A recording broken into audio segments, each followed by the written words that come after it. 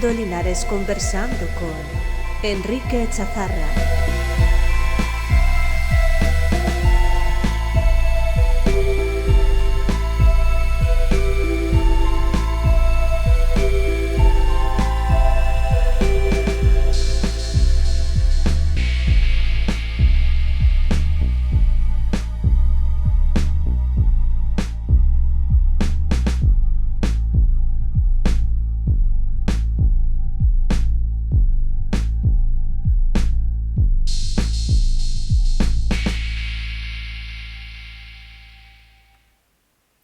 Hola, buenas noches. Aunque estamos grabando esto con un poquito de antelación, porque pues por motivos profesionales vamos a tener que estar un poquito lejos, pues es bonito poder encontrarnos y poder justamente preparar una grabación que estoy seguro que va a ser interesante, una grabación en la cual, como siempre, no hay preguntas preparadas y que todo va surgiendo de la mejor manera y de la manera más,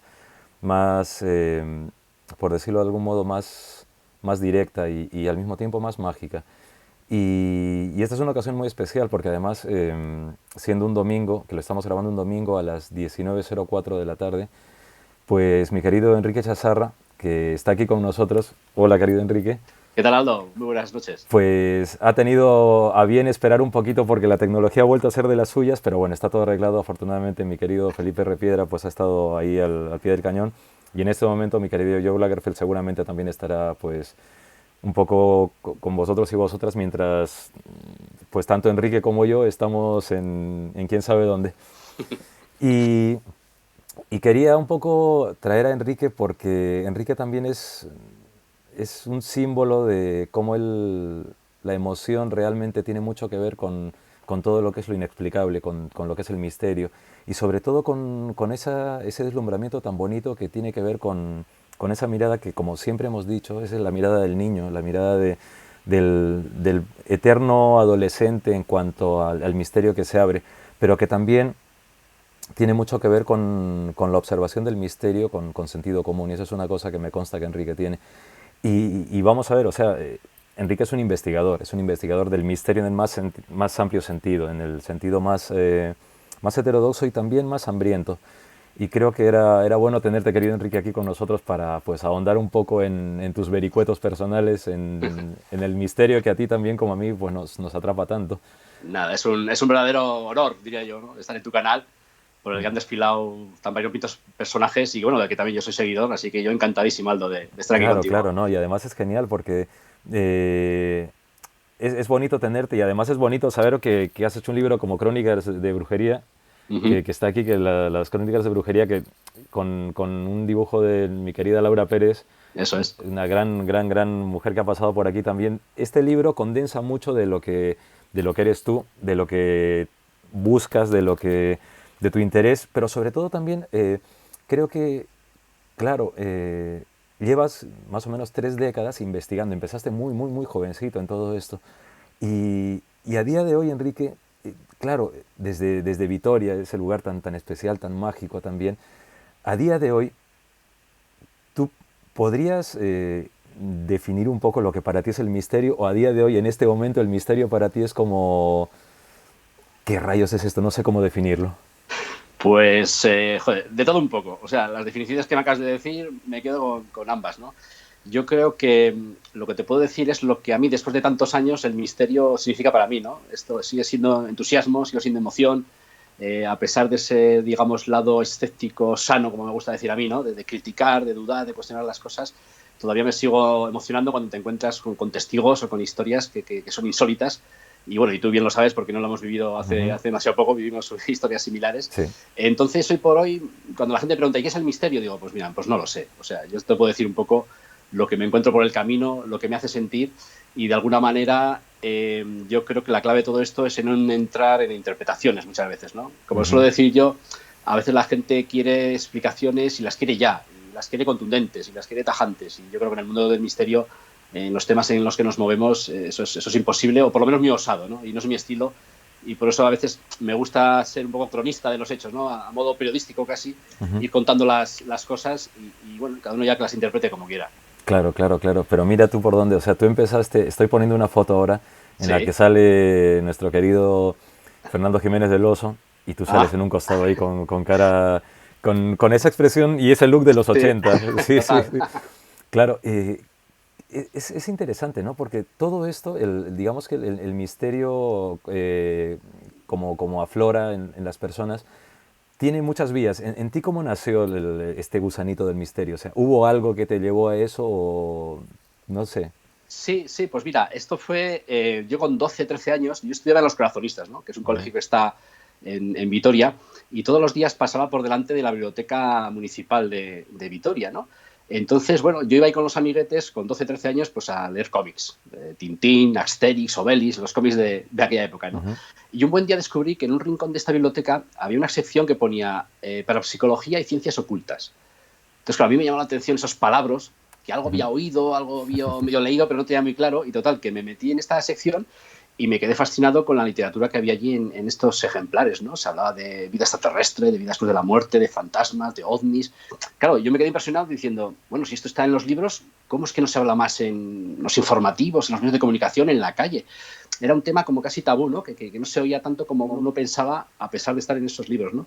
Y mi contacto con esos libros pues, fue un poco el germen, ¿no? En toda esta movida. Ujú. Además que, para que veas un poco Aldo lo que es la vida, con el paso del tiempo, bueno, pues he tenido oportunidad yo de escribir libros, he tenido oportunidad de publicarlos y los he acabado presentando en esa misma biblioteca donde yo Qué bueno. empecé a leer esos libros, ¿no? Como que se cierra ahí un círculo, vamos a decirlo de alguna manera, donde todo empezó y de alguna manera luego he podido yo contar mis historias a la gente que acudía a esa biblioteca. Pero eso es muy bonito porque además yo creo que es parte del alimento de sentirte como cerrando un círculo, ¿no? Y como que es como volver donde se gestó todo, pero volviendo, pero ya aportando lo que tú has hecho, ¿no? Y lo que has hecho Sí, y lo que has hecho sobre todo con ese punto de esa especie de salto al vacío que tiene el misterio muchas veces, ¿no? Porque encontramos tantos enigmas, hay tantas cosas, desde las más que pueden ser verosímiles hasta las más descabelladas. Pero en todo eso siempre te queda como dices, ese sano escepticismo de pensar, vale, pero ¿qué pasa aquí? ¿Qué hay aquí detrás? ¿Qué claro, ocurre, claro, no? es que esa es la gran pregunta, ¿no? O sea, yo por muy crítico que pueda ser a veces, por muy dubitativo de estos temas, cuando te encuentras con testimonios, que ya sé que los testimonios suelen ser muy limitados, ¿no? Y a veces incluso muy subjetivos, pero cuando te encuentras cara a cara con una persona que sabes que te está diciendo la verdad, que él ha vivido lo que te está contando, Ujú. que tiene una fuerza ese testimonio por la coherencia, por la contundencia, que ni siquiera él mismo te sabe explicar ni entra a interpretar, claro, te quedas diciendo, bueno, ¿y qué hay detrás de todo esto? ¿Qué es lo que ha visto este hombre? ¿Por qué ha tenido que ver él en ese momento, en ese lugar, en ese sitio, ¿no? Y eso es un poco lo que yo creo que al final, pues bueno, a los que nos gustan esos temas es lo que te va tirando, ¿no? Que sabes que hay algo ahí detrás, pero que no tienes las respuestas. Totalmente, totalmente. Y curiosamente, mira, ahora estoy poniendo tu imagen de tú saliendo con el libro así. Sí, Eh, esa búsqueda de respuestas. Mm, Yo siempre, cuando veo libros relacionados con brujería o cuando se trata de este tema, siempre me parece un sí, tema muy fascinante, pero muy complicado también, ¿no? Porque hay tantas perspectivas para analizarlo. claro, Y claro, cuando tú decides, por ejemplo, escribir sobre brujería, sí. mm, supongo que habrás tenido que quitar mucho el polvo de la paja y apartar cosas y al mismo tiempo acabarás descubriendo cosas que dices, ¿cómo he llegado a esto, no? ¿Cómo se ha gestado lo de escribir este libro? Mira, pues, hombre, lo que es el libro en sí fue una oportunidad que me brindó nuestro querido amigo Iker Jiménez, Ujú. que, bueno, se lo estaré eternamente agradecido, porque fue publicar mi primer libro y entrar por la puerta grande. Tú Ujú. bien sabes que cuando uno escribe un libro, con ese manuscrito tiene que recorrer muchas puertas, muchas Claro. editoriales, y no siempre es tan fácil, ¿no? Y aquí Iker Ujú. Jiménez confió en mi trabajo y se publicó con la editorial Aguilar hace ya casi 15 años, y la Sí, verdad sí, que sí. fue todo un logro, pues, a nivel personal, vamos, mucha satisfacción. Pero he de decir que si elegí este tema es porque, bueno, yo siendo de Vitoria, viviendo aquí en el País Vasco toda mi vida, ya era conocedor también desde muy jovencito, ¿no? De todas estas tradiciones, de toda esta cultura, de todo este folclore brujeril, ¿no? Que hay sobre Ujú. todo en el País Vasco, ¿no? Aunque el tema de la brujería se da en todos los rincones de España en mayor o menor grado, el País Vasco es unos lugares claves, ¿no? Para entender el fenómeno de la brujería. Ujú. Y siempre yo había distinguido un poco lo que es digamos, la bruja mitológica, la Sí. bruja legendaria, con la bruja histórica, ¿no? Porque a veces se mezclan los dos personajes y de alguna manera la idea que tiene la gente a nivel popular está un poco tergiversado, ¿no? Lo que Ujú. realmente eran las brujas y todavía se sigue pensando pues, que las brujas iban a los aquelarres montados en escoba y de alguna manera esa es un poco la idea popular y satánica que a veces nos ha transmitido la historia, porque se mezclan, como te digo, leyenda, realidad de este fenómeno. Y bueno, yo me propuse sintetizar en un libro que fue además bastante difícil, en cuanto que hay mucha literatura, hay mucha documentación, es extensísima la documentación que hay de la brujería, y quería sintetizar un poco las ideas que yo creía claves, ¿no?, para entender el fenómeno de la brujería y qué fue realmente la brujería, ¿no? Y al final hay una serie de claves que son muy curiosas, ¿no? Porque antropólogos e historiadores más doctos y versados incluso que mi figura, lógicamente, que se han dedicado toda su vida al fenómeno de la brujería, pues acaban concluyendo que las brujas existieron porque hubo gente que creyó en ellas, ¿no? Y de esta manera tan contundente, digamos, sintetizan un poco lo que es el fenómeno de la brujería, sobre todo en el País Vasco, ¿no? Que al final el personaje histórico, pues bueno, tiene un trasfondo de misoginia, un trastorno social que es importante entenderlo, y que de alguna manera nada tiene que ver con pactos con el diablo, ni nada tiene que ver con el diablo, que seguramente el diablo pues estaría en su trono sentado viendo cómo los hombres hacían casi su trabajo, ¿no?, quemando a brujas en las hogueras y cosas por el estilo. Y luego, claro, el folclore a nivel popular aquí en el País Vasco es muy rico. Lo que son las leyendas, te las encuentras en cualquier rinconcito de cualquier pueblo, pues tienes una tradición brujeril que de alguna manera no tiene nada que ver con la realidad de la brujería, con la historia de la brujería, pero yo creo que es una parte importante, ¿no?, de preservar toda esa cultura y ese folclore brujeril, porque yo creo que forma parte un poco de las tradiciones vascas y de la cultura vasca. Y en 2014, porque este libro es de 2007, cuando empezaste, sí, pero en 2014 sacas 50 lugares mágicos en el País Vasco. Claro, ¿qué crees que, porque por ejemplo, podríamos pensar, ¿no?, las regiones como entidades, por decirlo así, Galicia, Andalucía, todas tienen ese punto tan críptico, tan cerrado, tan hermético en su tradición, ¿no?, y en todos estos mitos que al final se van formando arquetipos. Pero, ¿qué crees que hay en el País Vasco que le da ese toque también tan envolvente respecto a todas estas tradiciones, estas leyendas? Hombre, yo creo que todas las leyendas del País Vasco, toda la mitología vasca, todos los personajes mitológicos están muy arropados por, digamos, la geografía y el ambiente del País Vasco. O sea, yo cuando me meto en un bosque cercano a Vitoria, a las faldas del Gorbea, dices, bueno, si los personajes mitológicos vascos existieran, es que tienen que estar aquí. O sea, no hay otro lugar posible para estar aquí, ¿no? Y ojo, en todas las comunidades y regiones de nuestro país, ya sea Andalucía, Extremadura, por decir regiones muy distintas al País Vasco, también tienen sus tradiciones y sus personajes mitológicos inquietantes. Pero la cultura, digamos, vasca con estos valles, estos paisajes sagrados casi, ¿no?, pues de alguna manera son fundamentales para entender un poco la historia incluso de la brujería y de la mitología, ¿no? Y aunque a veces nos parezca que estas mitologías son muy cerradas, como tú bien decías, ¿no?, por regiones, ya sea País Vasco, Cantabria, Asturias, Galicia, el trasfondo de todo, si lo indagas un poco, viene a ser un poco lo mismo, ¿no?, con distintos nombres, con distintas versiones, pero el trasfondo es lo mismo. Y si vas más allá y ya te vas al norte de Europa, a los países nórdicos, te das cuenta que de alguna manera beben de las mismas fuentes que bebe la mitología vasca, la mitología cántabra y demás, ¿no? Entonces eso es algo muy interesante, ¿no?, a la hora de investigar este tipo de mitos. Claro, y además es que es fascinante porque ese hilo conductor cultural ha propiciado cosas muy tremendas, ¿no?, cosas muy interesantes, cosas muy que van formando un poco la sociología de cada país, de cada región, de cada cultura, ¿no? Entonces es fascinante y es que además también es fascinante porque yo creo que de cara a analizar el misterio, investigarlo, eso es muy importante tenerlo en cuenta, ¿no? Claro, o sea, yo muchas veces cuando te enfrentas a un testimonio, que antes te decía, de algo insólito, de una persona que vive una vivencia insólita, muchas veces acabas indagando en documentación o en historia o en antropología o en, digamos, o tradiciones antiguas que guardan de alguna manera este tipo de misterios, ¿no? Yo suelo contar una historia, seguramente la gente que me sigue ya la habrá oído más de una vez, pero es que yo creo que es una historia clave, ¿no?, para entender un poco esto que te estoy comentando. Así de manera muy resumida, yo hace unos cuantos años, a raíz de un testimonio que salió en Cuarto Milenio sobre un avistamiento ovni en Marquina, una localidad vizcaína, donde en los años 70, pues sobre el pueblo de Marquina se avistó una luz impresionante, un aparato que dejó una estela muy brillante, que se posó casi encima del cuartel de la Guardia Civil de Marquina. Los guardias civiles, por aquel entonces destacados allí en el cuartel, salieron casi con las armas. Aquel objeto luminaria salió zumbando de allí y bueno, se quedaron allí estupefactos, ¿no? Bueno, pues uno de estos guardias civiles, ya jubilado, fue a Cuarto Milenio a Plató a contarle a Iker el asunto, y cuando yo estaba viendo este testimonio, yo pensé, pues un avistamiento ovni de esta envergadura tuvo que tener más testigos, porque está hablando de un objeto inmenso, de una luminosidad tremenda. Entonces, 30 años después, me presenté con 4 datos allí en Marquina, intentando recopilar más posibles testimonios, y a base de tirar de uno y de otro, pues bueno, poco a poco conseguí, ¿no? Localizar a más gente que recordaba que hace 30 años, en los años 70, pues de alguna manera fueron testigos de una luminaria que, como algunos decían, se hizo de día de noche, ¿no? El valle de la zona se hizo de día.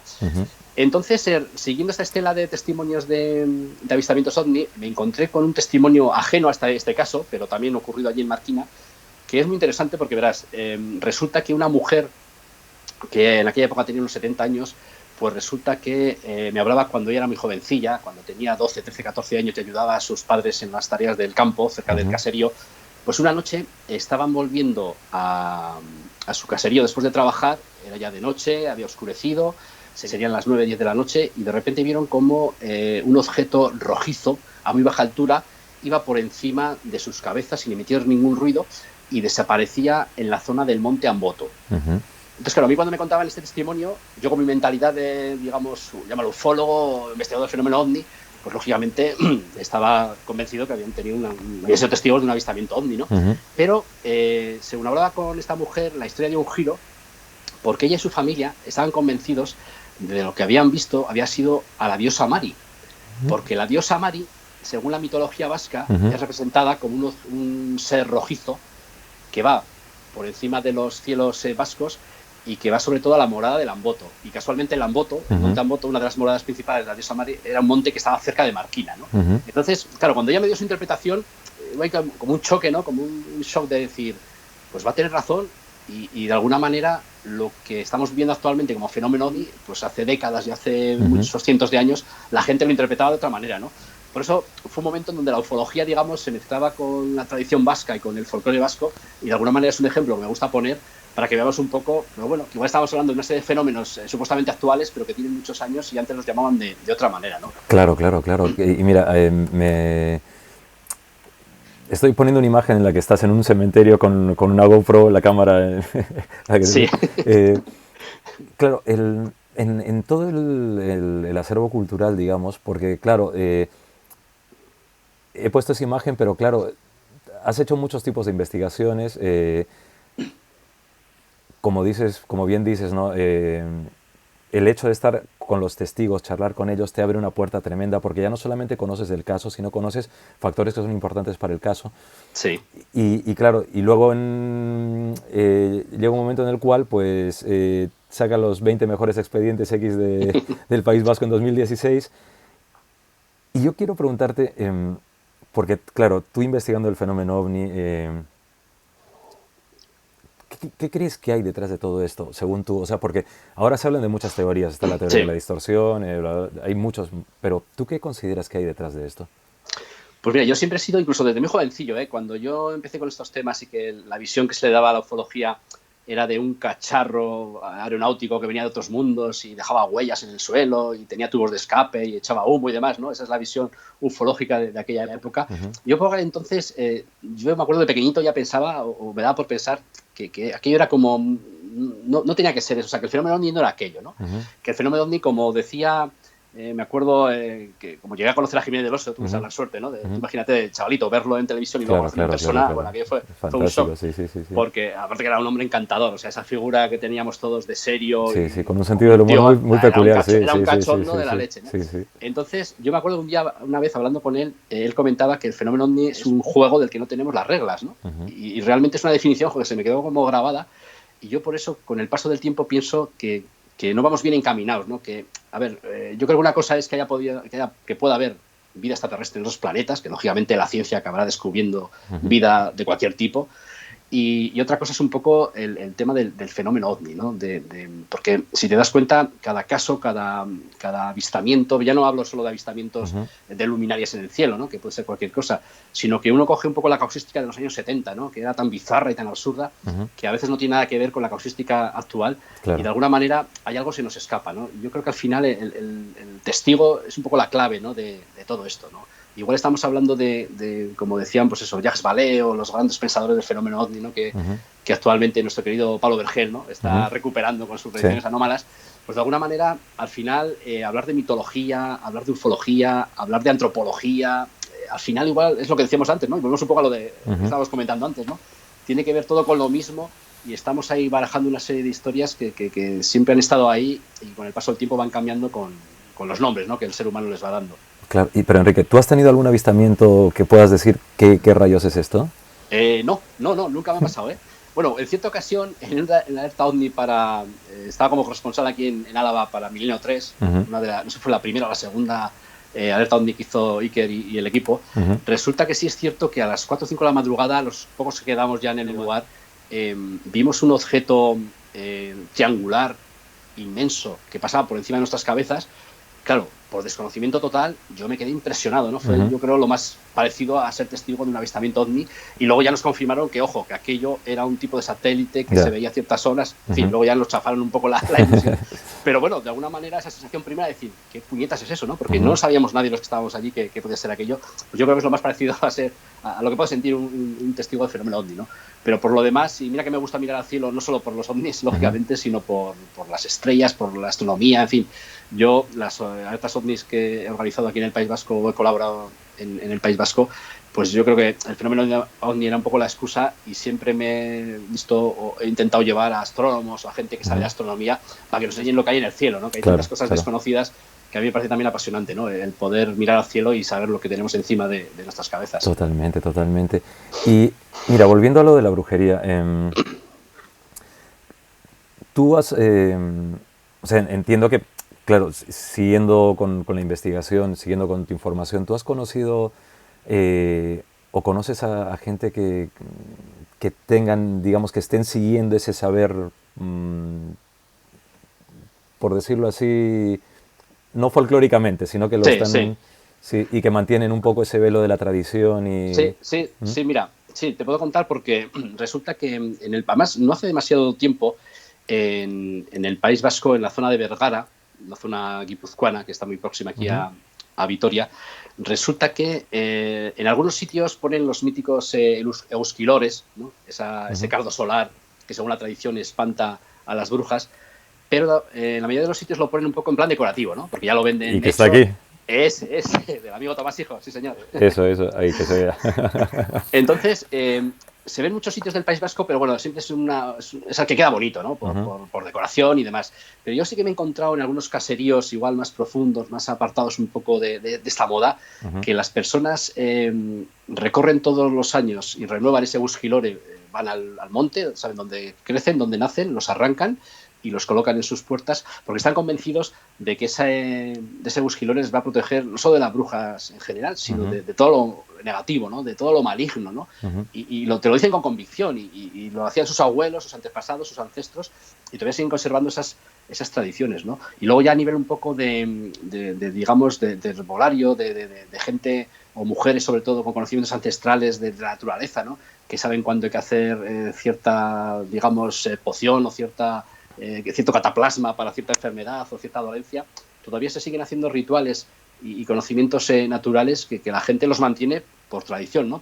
No por modas, ni por, digamos, por esas etiquetas que a veces son un tanto absurdas, ¿no? De querer ser misteriosos y, bueno, lo hacen como si fuese una moda, ¿no? Entonces todavía en el País Vasco sí que quedan por ahí reductos, ¿no? Pues se suele decir de personas que estas tradiciones las mantienen y de alguna manera yo a veces pienso, hablando con estas personas, que esas tradiciones que ellos mantienen, esos conocimientos naturales y ancestrales, bueno, en épocas brujeriles les hubiesen supuesto pues casi la persecución de la sana Inquisición, ¿no? Por ese choque entre la medicina convencional y ortodoxa y el cristianismo con estos saberes tan antiguos, ¿no? del País Vasco.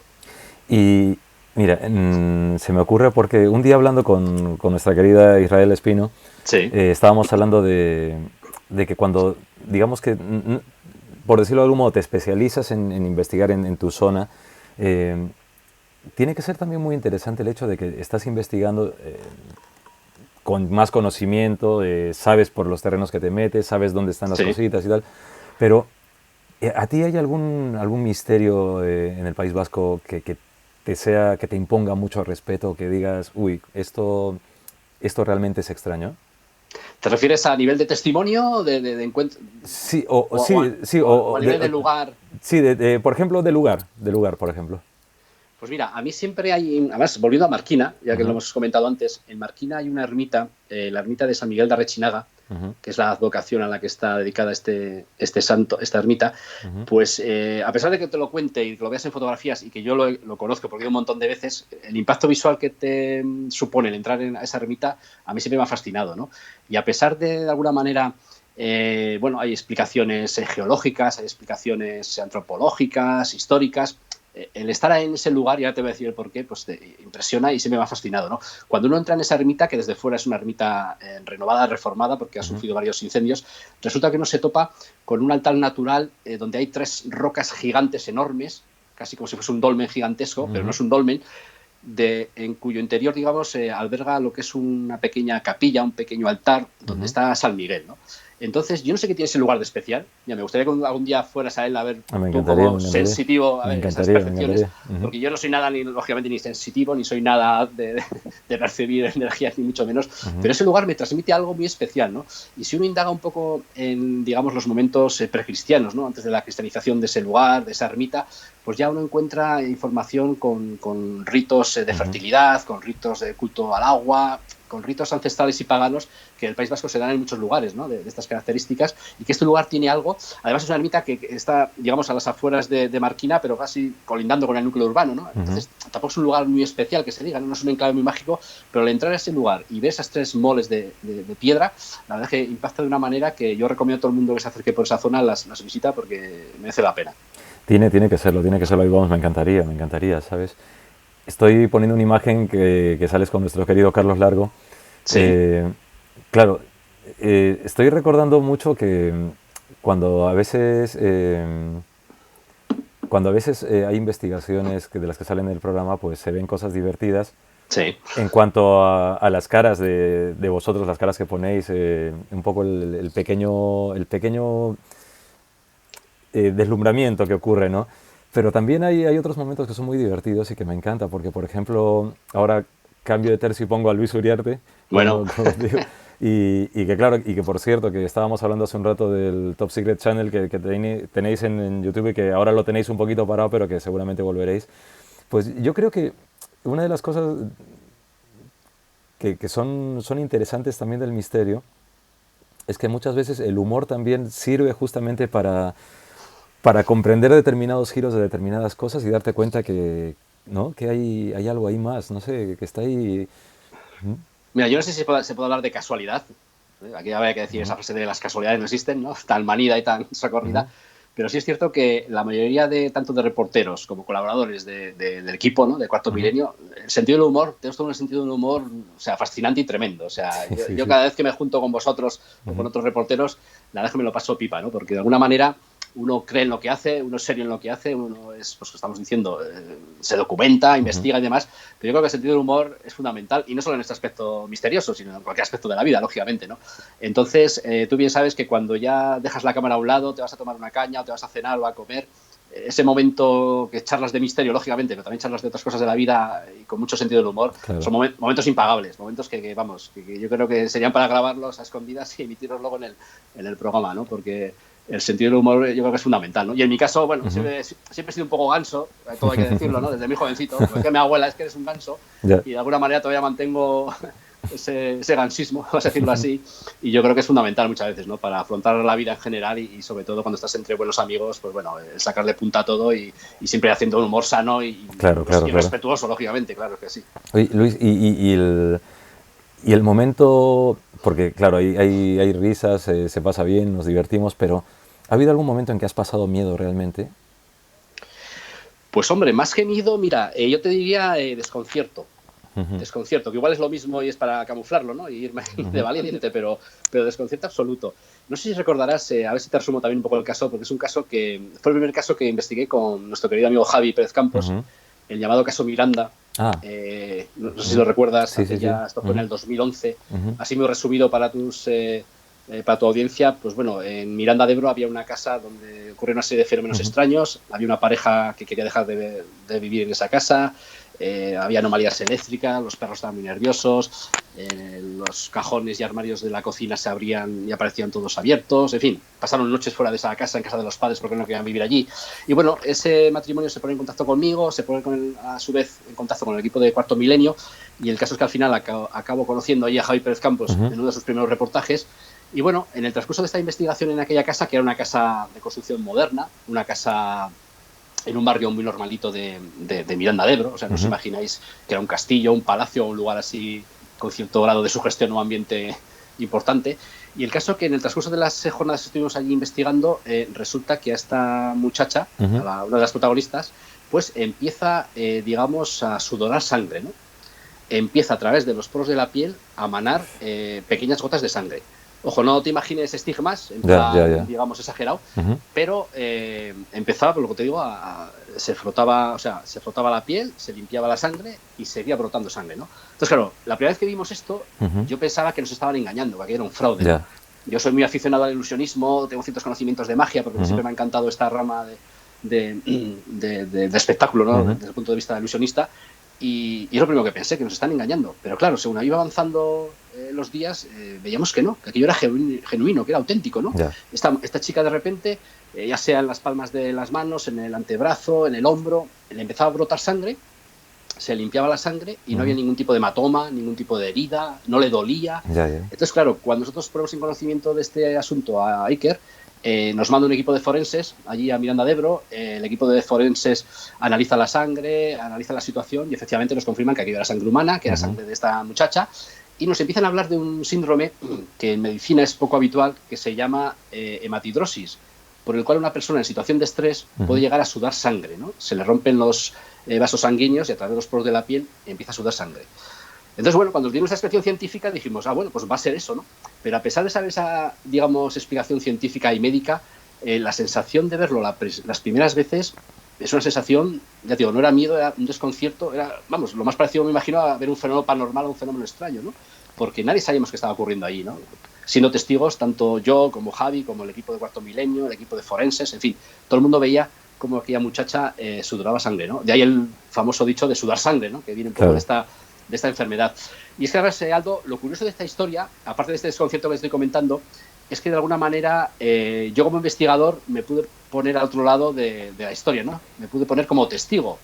Y lo curioso es que como testigo pude vivir en mis carnes, como se suele decir, cómo la gente, cuando se enteraba de este testimonio y de esta historia, ponía en duda tu testimonio. A pesar de haberlo visto tú con tus propios ojos, de haberlo vivido en primera persona, la gente decía que aquello era mentira, que nos habían engañado, que aquello no era posible, que no era posible lo que estamos comentando. Entonces, esa impotencia que tantas veces los testigos a mí me habían contado cuando ellos cuentan sus historias, la viví yo en mis carnes, ¿no? Entonces, es una sensación como un giro, ¿no? En toda la historia, diciendo, mira, ahora el investigador ha pasado a ser testigo y ha vivido un poco, pues eso, esa desconfianza, esa incredulidad que tiene la gente cuando hay personas que les da cosa, ¿no? Contar sus situaciones insólitas. Totalmente, y además eso yo creo que da un poco que pensar respecto a también la posibilidad de que muchos de estos fenómenos realmente ocurran. O sea, que independientemente de que sea una interpretación del testigo a según qué cosas, puede que ocurran, ¿no? Y si ocurren, ¿qué nos estamos perdiendo, ¿no? ¿Qué se nos está escapando en todo esto? Que yo creo que es una constante en todo el misterio. ¿Qué se nos está escapando, no? Claro. Hombre, aquí al final la historia tenía una explicación. Bueno, la historia tiene una explicación. Ojo, el fenómeno de sudar sangre tenía esa explicación científica médica, ¿no? Algo muy raro en la medicina, pero que tanto luego psiquiatras como médicos forenses y demás nos confirmaron. Pero claro, ¿qué pasa con toda esa situación de supuestos poltergeists o fenómenos extraños que pasaba en la casa? Aquello al final pasó a un segundo plano, no volvieron a reproducirse y nos centramos más en el tema de la sangre, lógicamente porque era lo físico y lo evidente que podíamos todos ver, ¿no? Pero claro, que en una situación de estrés, como unos fenómenos extraños, llegan a una muchacha a hacerle sangrar de esa manera, ¿no? La verdad es que fue un caso bastante singular, ¿no? Donde al final, pues eso, para psicología, medicina, psiquiatría, en fin, todo tuvo cabida y fue una historia muy, muy interesante. Y ya digo, fue el primer caso que hice con Javi, donde nos conocimos y, vamos, un bautismo de fuego, lógicamente. Desde aquella historia, vamos, amigos ahí, uña y carne en este tipo de investigaciones. Claro. Enrique, y hay temas que digamos que son míticos ya.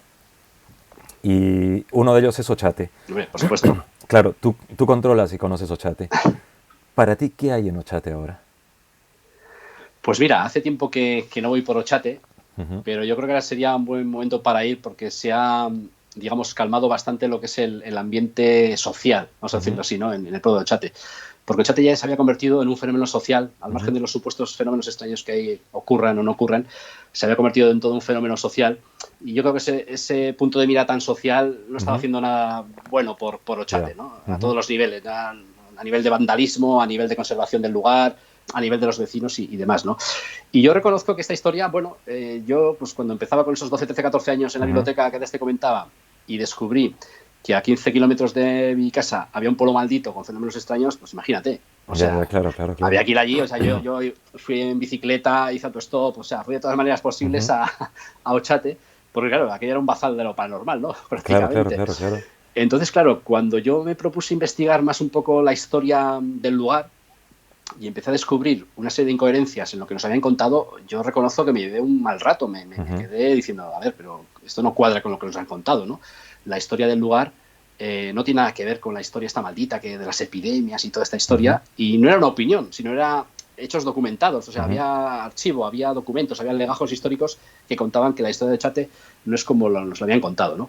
Entonces, claro, a veces se me ha acusado de decir, bueno, como tú has desmontado un poco la historia de Ochate a nivel documental, pues las vivencias, las experiencias, todo lo que ha venido después, será todo mentira. Y yo tampoco he dicho eso nunca, ojo. Yo a nivel documental te puedo demostrar que Ochate no es lo que nos han contado, pero claro, a nivel ya de experiencias y de lo que la gente dice que les ha ocurrido allí, claro, yo no puedo decir que tú has ido allí y has vivido esto, has vivido lo otro. Eso no, Claro. Eso es muy personal y muy subjetivo de cada uno, ¿no? Que yo he ido muchas veces a Ochate y nunca me ha pasado nada, pues cierto es. ¿Eso quiere decir algo? Pues no, yo te hablo de mi experiencia particular, ¿no? Que también Ochate ya tiene esa fama y ese, digamos, estigma como lugar que ocurren fenómenos extraños y la gente va muy sugestionada, pues también es cierto. También es cierto porque yo me encontré ahí con gente que a la mínima luminaria del cielo, cuando es una zona de paso de aviones, o es Venus o es otro, pues ya están viendo naves extraterrestres aterrizando, ¿no? Entonces, de alguna manera, es un lugar ya marcado por este tipo de detalles que hace difícil a veces, cuando te encuentras con un testimonio, el saber hasta dónde llega un poco lo real de lo real, ¿no? Pero ya digo, a nivel histórico, sin ninguna duda, fue un chasco, digamos, en mi trayectoria misteriosa el descubrir que lo que se había contado sobre Ochate, pues que no tenía fundamento, que no había habido epidemias, que había desaparecido en los años 30, como tantos pueblos en España, ¿no? Por esa despoblación, por la dificultad en vivir allí, por el clima, por la agricultura, y que no había sido asolado por epidemias malditas que solo se cebaron con este pueblo. Ya. Es que además es parte de la digamos, de ese combustible que se le pone a todo esto para que crezca también la leyenda y para que el mito sea mayor, ¿no? Claro, pero, por eso te decía que ahora igual la cosa se ha calmado mucho, ¿no? Sobre todo después de la pandemia y todo esto que estamos viviendo. Sí. Y igual ahora, bueno, realmente ir a Ochate es un buen momento, pues bueno, pues para... Lo que pasa que, claro, a veces había habido gentes del lugar que me han, bueno, acusado, no sé si acusado es la palabra, me han dicho, oye, sé que cada vez que hablas de Ochate en un medio de comunicación, claro, aquí la gente va otra vez allí en masa y volvemos a empezar, ¿no? Entonces, a veces me da hasta miedo, ¿no? Hablar de Ochate, porque allí las gentes, con toda razón, hay mucha gente que está muy alta, ¿no? Más que nada porque, bueno, hay gente que va, pues eso, con educación y respeto, pero hay otros que van en plan vandálico y al final arrasan un poco todo lo que es la zona. ¿Y qué mito mistérico crees que, o sea, denostado, crees que ha sido injustamente denostado y que realmente puede haber algo que dé algo de sí, ¿sabes? ¿En Ochate te refieres? No, cualquier mito, sí. Que haya sido denostado, pero que tú pienses que no, que hay algo ahí. Claro. Hombre, yo creo que, mira, a nivel del fenómeno OVNI, volví un poco al fenómeno OVNI, aquí además el otro día lo comentaba con un compañero también que lleva muchos años también interesado por estas temáticas, ciertas noticias que se daban sobre todo como crónica de sucesos, ¿no? En la Gaceta del Norte, donde JJ Benítez, ¿no? Hacía un periodismo de sucesos del fenómeno OVNI que no ha habido en otro momento de la historia, ¿no? Hacía un seguimiento desde un punto de vista periodístico de los avistamientos y de lo que ocurría en los cielos del País Vasco. Yo creo que hay una serie de casos, una serie de historias que a mí siempre me ha gustado, y estoy incluso en ello, ¿no? Lo que pasa es que a veces es difícil, ¿no? Después de tantos años, el que la gente te lo cuente, porque acabó muy harta un poco de las risas, del qué dirán y de todo esto. Entonces, yo creo que hay una serie de casos del fenómeno OVNI de los años 70 que tienen su aquel, sobre todo en su germen, en su origen, y de que de alguna manera me gustaría recuperarlos, ¿no? Y de hecho algún caso ya hemos contado en plató con Iker. Recuerdo ahora el caso de unas mujeres que estaban de acampada en Gorliz, ¿no? Cerca de la bahía de Gorliz, ahí en la playa, y de repente pues vieron una luminosidad en la zona de acampada y de repente se toparon con tres criaturas peludas que parecían leones y que de alguna manera le recordaban animales, pero veían que no eran animales como tales, ¿no? Entonces, bueno, empezaron a gritar, despertaron a toda la acampada.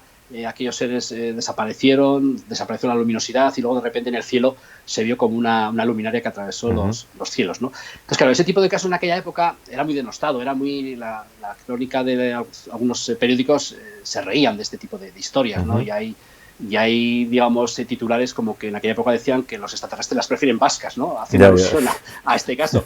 Y con el paso del tiempo yo tuve la oportunidad de localizar a uno de los testigos y me contó palabra por palabra, letra por letra, manteniendo su testimonio de lo que habían vivido después de un montón de años.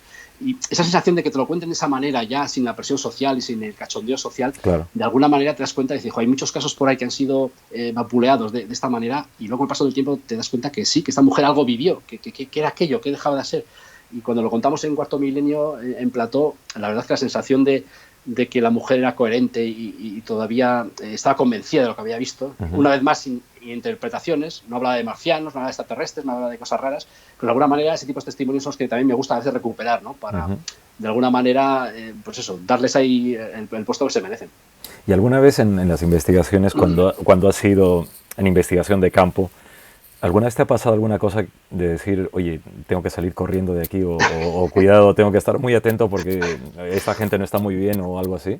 Sí, hombre, tanto como salir corriendo no, pero sí que te has metido igual en ambientes a recabar información y te das cuenta de que no eres bienvenido. O sea, normalmente la gente suele ser súper amable, porque tú imaginas muchas veces un tipo con un recorte de prensa después de 40 años que se presente en la Tasca del Polo a preguntar por ovnis o por espectros o por cosas por el estilo. Entonces la gente te mira a ver de dónde ha salido, ¿no? De qué psiquiátrico se ha escapado. Y normalmente la gente siempre es muy amable. Pero a veces sí, a veces te das cuenta de que sobras, y a veces incluso te das cuenta de que sobras no porque por temas de que igual piensa que te estás burlando o que de alguna manera no crean en el fenómeno, sino porque saben algo y no lo quieren contar. Y eso también me ha pasado, ¿eh? Yo tengo por ahí espinitas clavadas de testimonios de asuntos de gente que ha vivido situaciones insólitas y lo vivieron tan mal, tienen tal trauma después de tantos años que no lo quieren contar y se ven como agredidos, ¿no? Cuando tú intentas acceder a ellos de una manera a veces educada y sin meter por medio a la televisión y a los medios de comunicación, porque a veces eso es un arma de doble filo, ¿no? Cuando te identifican con medio de comunicación, haces labor de investigadora, bueno, te puede abrir puertas, tampoco te las puede cerrar, ¿no? Y a veces es una pena que hay gente que se cierra de tal manera que no quiere recordar aquel momento, lo que todavía te da como más coraje, ¿no? Para decir qué habrá vivido este hombre y qué le habrá pasado, ¿no? Para no querer contarlo de esa manera. Y ¿hay alguna dentro de la... Porque digamos que la investigación del misterio tiene varias parcelas, pues, o sea, tú has investigado pues, la brujería, la ufología, también te interesa la transcomunicación, ¿verdad? Sí. ¿Qué piensas, por ejemplo, respecto a la transcomunicación? Porque es otra cosa que hace muy poco estuvimos con Nacho Navarro, hablando acerca de este tema, ¿no? De las psicofonías y tal. ¿Tú qué piensas que hay detrás de todo esto también? Pues mira, yo no sabía decirte, o sea, después de tantos años y mira que las primeras revistas Karma 7, o sea, fíjate de que yo les hablaba de psicofonías y coges una revista actual de estos temas y todavía seguimos barajando hipótesis, qué puede ser, qué no puede ser, voces de los muertos, voces del más allá, en fin, se siguen barajando ese tipo de explicaciones. Pero yo te puedo comentar es que por mis experiencias personales de conseguir grabaciones que sé que son auténticas, que son reales, que me han salido a mí a veces incluso sin querer, yo creo que hay algo que se nos escapa o no sé de qué va la historia, ¿no? Porque a mí también a veces decir que son voces del más allá parece igual la explicación que más ajusta, ¿no? A ciertos casos, pero no creo que vayan por ahí los tiros, ¿eh? Y no me preguntes por dónde van los tiros porque tampoco lo sé. Mira, yo tengo una experiencia muy curiosa aquí en la delegación de Hacienda de Vitoria. Resulta que, bueno, eso es un lugar donde está el mítico Andresito, ¿no? El fantasma de un niño que se aparece. Todo el bloque de Hacienda con el Palacio de Justicia es un lugar emblemático donde suceden supuestos hechos extraños. Había un antiguo convento franciscano que fue derribado y luego se construyó encima de la zona del edificio. En fin, tiene todos los componentes habituales de este tipo de historias. Pues yo en cierta ocasión resulta que grabando una charla con un vigilante de seguridad que le estaba yo acompañando haciendo la ronda por los lugares donde supuestamente se aparecía el fantasma de Andresito, pues resulta que yo tengo esa costumbre, ¿no? Cuando hablo con la gente y las entrevisto, les grabo y luego transcribo a mi cuaderno de campo las cosas. Pues cuando luego volví a casa y me puse a transcribir esta charla que tuve con este vigilante, pues en la conversación que teníamos los dos solos en ese edificio, resulta que se cuela una voz. Pero una voz que me pegó a hacer un brinco de la silla tremendo. Digo, pero ¿y esa voz? O sea, una voz gutural que dice como 4 términos, no se entiende nada, nunca he llegado a entender lo que dice, el significado, ni mucho menos lo que dice. Entonces, claro, tú te planteas, estaba este hombre conmigo solo, es una grabadora digital, en un lugar que es una acústica, vamos, Claro. es una caja de Faraday, porque aunque estás en el centro de Vitoria, no se oye nada por los muros que tienen, completamente solo. En fin, todas las garantías de que esa grabación es auténtica y es una, digamos, grabación extraña, ¿no? Y aún así, ¿de dónde, cómo se pudo grabar eso? ¿Qué caste hay? Claro, claro. De esas teorías que dices, remanentes en acústicos que hay en los lugares y tú los captas por unas condiciones determinadas. No lo sé, no se pondrán nosotros, pero que el fenómeno se da y se puede conseguir, eso está claro. Y esto me interesa preguntarlo. Cuando tú has captado algunas, has conseguido grabar algunas, ¿cómo ha sido tu sensación al escucharlas? Porque es un sonido muy extraño, o sea, cuando se escuchan, da la sensación de que ahí ese sonido responde a otro tipo de, por decirlo, de parámetros físicos, por decirlo de algún modo. Pero siempre hay una especie de, como de un impacto emocional, hay algo ahí que siempre es como, quizás es porque lo desconocemos, entonces, ¿no? Pero tú, ¿qué sientes cuando... Hombre, a nivel personal, las sensaciones, yo recuerdo este caso que te he puesto ahora, a nivel personal me dio hasta cierto miedo, ¿no? Miedo de decir, miedo sorpresa, un equilibrio ahí entre las dos cosas, ¿no? Como diciendo, cago en la leche, el fenómeno es cierto, o sea, la psicofonía se graba y se consigue y se ha grabado en este caso, ¿no? Entonces, de alguna manera, ese desconcierto te hace ir a hacer más grabaciones, a hacer más intentos. Y yo creo que muchas veces cuando vas tras ello de esa manera igual más empecinada, no acabas grabando nada y no es lo mismo. Yo creo que cuando hay cierta, no sé si la palabra es dejadez o cuando es más espontánea la grabación, porque en este caso yo no pretendía hacer ninguna psicofonía, ni mucho menos, sino era una grabación normal y corriente, es cuando de alguna manera el sentimiento de desconcierto, de miedo, de sorpresa, llámalo como quiero, es mayor, ¿no? Es diciendo, se graban este tipo de casos, ¿no? De grabaciones.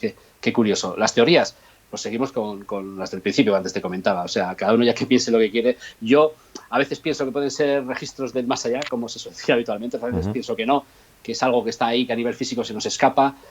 Además que las grabaciones de este tipo, yo recuerdo que cuando en mi época, en los años 80, pues cuando iba a Ochate las primeras veces o lugares de ese tipo en aquella época, pues de alguna manera las grabaciones eran pues las míticas grabaciones en una cinta de cassette virgen, con tu aparato, con el micrófono externo, en fin. Era, digamos, una forma de captar psicofonías muy particular y seguían manteniendo lo que pasa hoy en día con las grabadoras digitales, ¿no? Eso que decías tú, ese sonido característico que es, dice, esto es una psicofonía, o sea, no sé por qué, pero ese sonido parece tan característico y tan peculiar, les da ese toque que de alguna manera te vale como para decir esto sí es una psicofonía o esto es una grabación que me la quieren colar y que no tiene fundamento. ¿Y tú crees que porque pensando en la dejadez, ¿tú crees que cuando... o sea, ir a por el misterio es complicado, porque el misterio es muy caprichoso. Sí. Pero ¿te ha pasado que a veces que hayas ido a por lana y hayas salido trasquilado? Es decir, que hayas dicho, voy a ir y has recibido 3 tazas de misterio así. Hombre, yo no sé, tanto como trasquilado, igual no, pero bueno, yo he de decir, y bueno, aquí podemos confesar entre tú y yo delante de tu audiencia, yo no había tenido el gusto de trabajar contigo en un reportaje de Cuarto Milenio, y la verdad es que a raíz del testimonio que estuvimos investigando en Munguía, entre Munguía y Baquio, ¿no? Ese encuentro en la carretera tan inexplicado de nuestro testigo, ¿no? Que no hablaba de un ensotanado, hablaba de algo que no sabía ni cómo describirlo. Pues la verdad es que cuando a mí me plantearon que tú ibas a ir a digamos, a colaborar con nosotros, siempre engañado, ¿no? Como siempre contamos, ¿no? Totalmente engañado, no sabes a dónde vas a ir. Y cuando tú ibas en el coche con Javi y el cámara, y yo iba detrás en otro coche con Luis, y nosotros teníamos un micrófono que escuchábamos las conversaciones vuestras, y según nos acercábamos al lugar exacto donde ocurrió el encuentro de este testigo, y tú distes de pleno en el lugar, a mí se me pusieron los pelos de punta.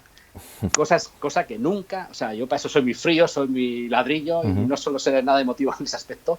Pero bueno, y la expresión que dijo Luis, no la vamos a decir porque si no te cierran el canal, pero fue una expresión de decir, pero bueno, ¿cómo es posible? Este hombre no sabía nada de esta historia, no sabía si íbamos a un castillo, a un palacio, a una casa o a dónde, y justo en el lugar exacto del punto de encuentro de este testigo, distes de pleno, ¿no? Entonces esa sensación de escalofrío que me recorrió el cuerpo fue brutal, ¿no? Fue brutal. Y yo, te digo la verdad, no pensaba que en esta ocasión dieses con la clave, porque no era el lugar, yo creo, habitual, ¿no? Que tú sueles, digamos, moverte o investigar cuando te llevan a casas o a lugares o sitios por el estilo, ¿no? Entonces esa noche fue sensacional. Y bueno, y no sé si el caso que no lo contamos en Cuarto Milenio se contó en el plató, ¿no? Lo que pasó después. No sé si Eso lo es. podemos contar un Claro, poco claro, claro, sí, sí, sí, claro. para Sí, sí, sí, nuestros sí, sí. espectadores, ¿no? Sí, sí, sí. Que eso, bueno, igual tienes que contarlo tú más que yo, porque, bueno, para Sí, personas... Sí, sí, cuéntame, dime. fue esa cosa que no sé qué es, grande, cuando la vi, em, se puso a nuestro costado. Si Javi estaba aquí delante, se puso a la derecha. Sí. Pero luego hizo una especie como de elipse, se puso detrás, estabais Luis y tú, se puso detrás de vosotros. Al principio pensé que se acercaba a Luis, pero luego se fue donde estabas tú Ajá. y estaba detrás. Pero es que volvió a hacer la elipse y se puso delante.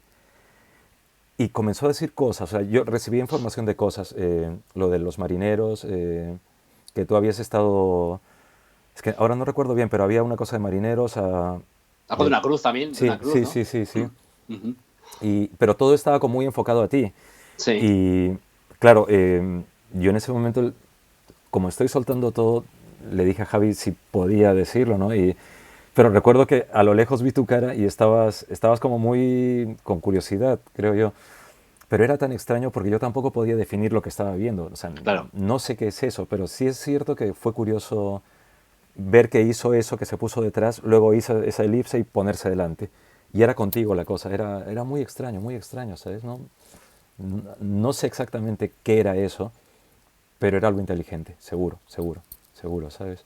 Sí, además, recuerdo tus palabras porque también me impactaron, lógicamente, ¿no? Porque Ujú, yo veía que estaba el cámara con vosotros grabando la escena tuya, ujú, digamos, inspeccionando el lugar.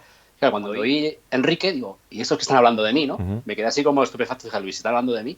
Y es cuando ya me dijo, Javi, acércate. Y es cuando ya me contaste esto, claro, y me quedé desconcertado. Digo, pero ¿qué pasa aquí? Haciendo amistades espectrales y yo sin enterarme, ¿no? Es que fue De rarísimo, alguna fue manera. rarísimo. Sí, sí, sí. Y recuerdo, porque justo, mira, me encanta en este canal, me encanta cómo hay causalidades muy curiosas. Estamos hablando de este tema, pero justo la Sí, foto que iba a poner ahora es la sí. que después en la cena estábamos con nuestras cervezas Ah, sentados, qué bueno. hablando en el sitio este, y que fue tan extraño, ¿sabes? Porque, claro, yo sabía que es una cosa que me parece fascinante, ¿no? Como a veces el propio misterio acaba haciéndote partícipe de la circunstancia, ¿no? Totalmente.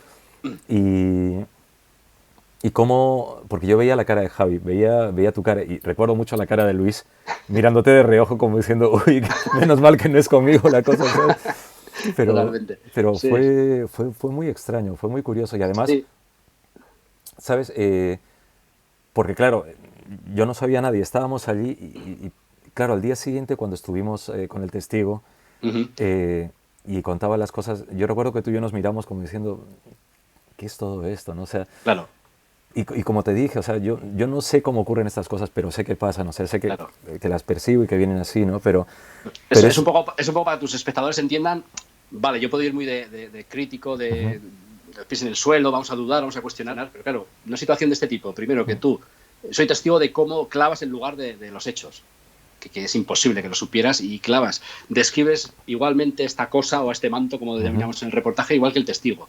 Luego encima me involucras de esa manera, ujú. claro, al final te tienes que rendir un poco a esa evidencia y decir, bueno, vamos a ver, voy a ser escéptico, pero también vamos a rendirnos un poco a lo que estamos viviendo, ¿no? Claro, claro. Que aunque se nos escapa, ahí está todo el contenido, ¿no? de esta historia. Totalmente, y además, ¿sabes qué me gustó mucho? Que fue una experiencia muy rica también en cuanto a la zona, estar pues en una zona, digamos, recóndita, la propia experiencia, ¿no? Yo nunca me había pasado ver algo así, o sea, nunca, nunca. Y también me di cuenta que, claro, mira, es curioso porque pienso en el testigo. O sea, yo lo que percibí no podía describirlo, o sea, me faltaban palabras, me quedé cojo Claro, con las palabras. Entonces, sí. claro, eso te convierte a ti también en una especie de testigo de la Claro, propia claro, no, no. investigación, ¿no? Y el testigo incluso respiró aliviado diciendo, Ujú, ¿no ves? Aldo también no ha sabido explicarlo y lo poco que ha explicado ha sido lo que yo también explico, ¿no? Que tampoco claro, el hombre tiene palabras, ¿no?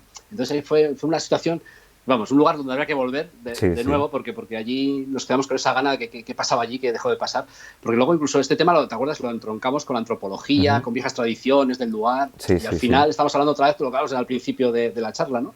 Que todo tiene conexión si uno se da cuenta. Totalmente, y es fascinante. Y yo me imagino que ahora estarás metido en nuevas cosas también, ¿no? De nuevos Sí, planes, sí, nuevos claro. proyectos. Sí, sí, sí, siempre hay.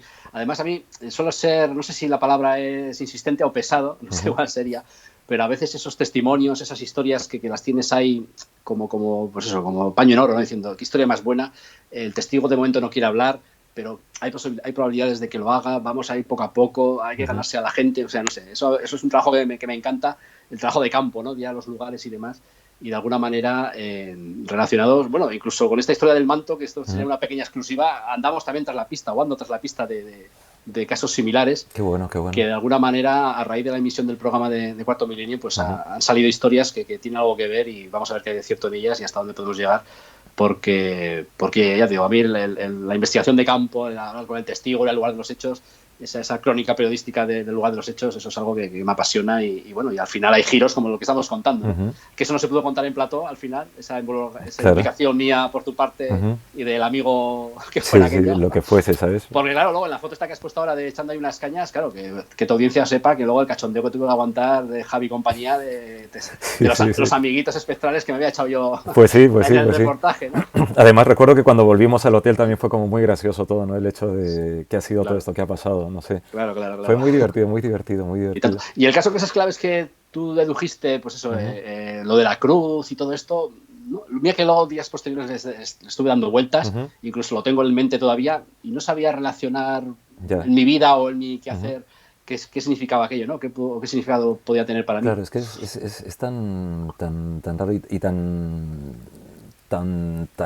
realmente tan extraño todo esto que... Claro. Pero lo bonito es el hecho de poder vivirlo, ¿verdad? O sea, el hecho de...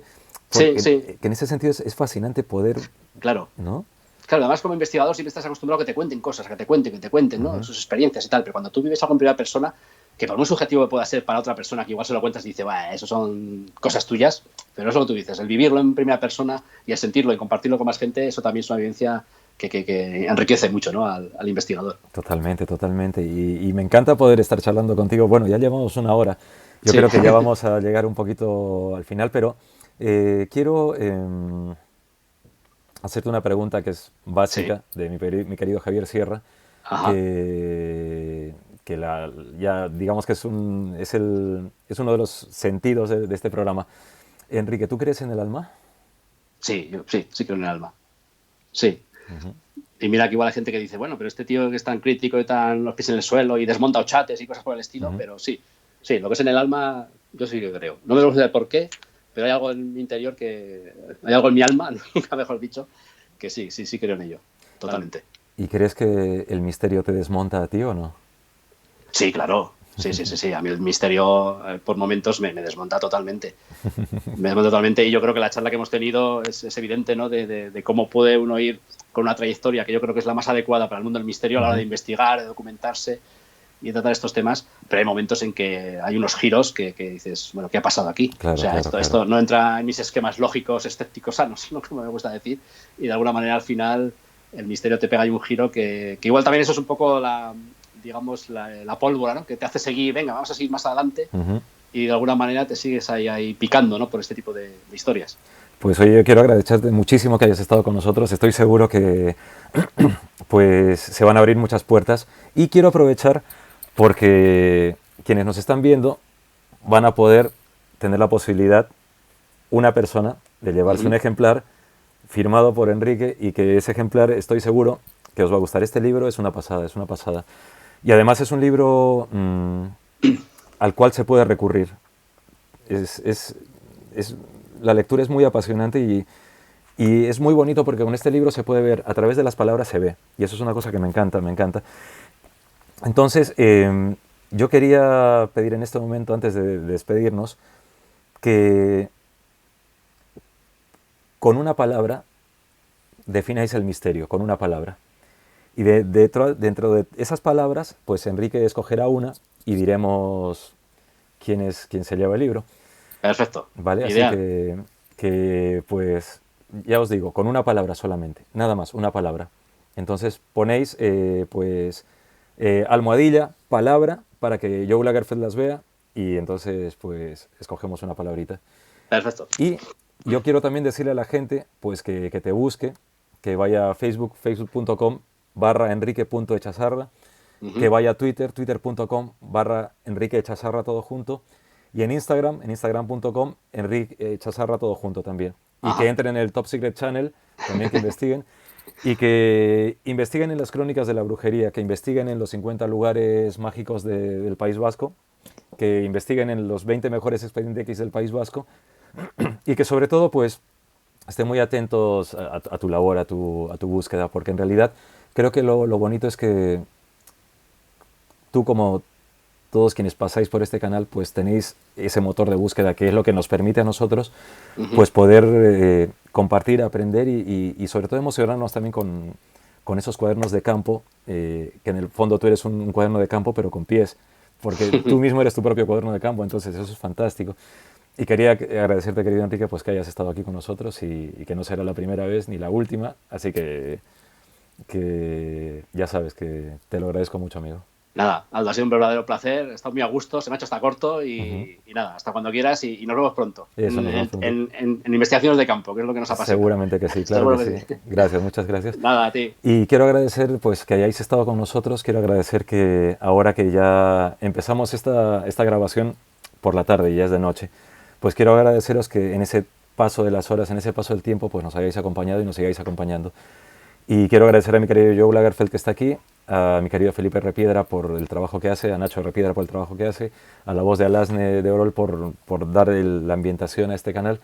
Y quiero emplazaros pues a que sigáis pues investigando en lo que hace Enrique y que sigáis con esa búsqueda del misterio también tan personal y que se puede resumir en una palabra, pero esa palabra la tenéis que poner. Así que nada, nos vemos el jueves que viene y espero que la noche sea propicia. Gracias.